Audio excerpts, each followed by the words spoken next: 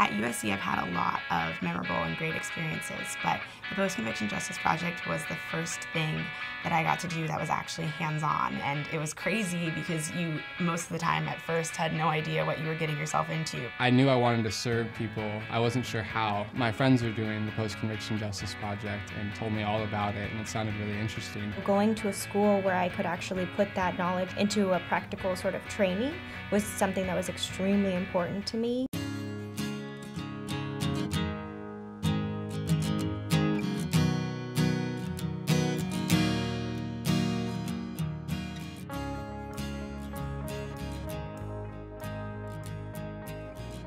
Very few clinics give the students opportunity to have a one-on-one relationship with clients. Sort of sets our clinic apart. It's intense legal work. There's constitutional issues. You go to court and you present your experts and you present your evidence and you argue for a different sentence.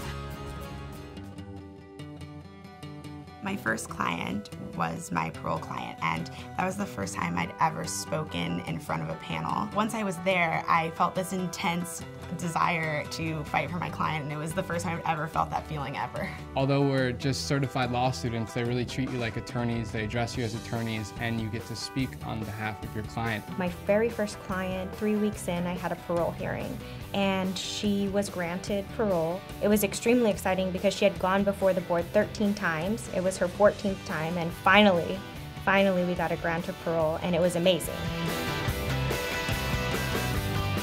This is from the man who was resentenced last Friday. I wanted to write a few lines just to let you know how much all of you are deeply appreciated. It has been a long journey, but I continue to grow in strength because you and Mr. Brennan care enough about me to give me another chance at life.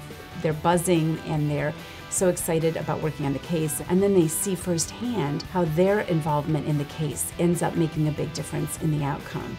I explained to my father the day after I won my first parole hearing, and this is super embarrassing, but I teared up on the phone when I was explaining to him how thrilled I was that I actually helped someone. It's important for law students to see that they can be a voice at the table for actually making changes in laws that impact people's lives. We have a little flag down in the clinical space that we fly whenever we have a victory like that. The flag goes up fairly regularly now.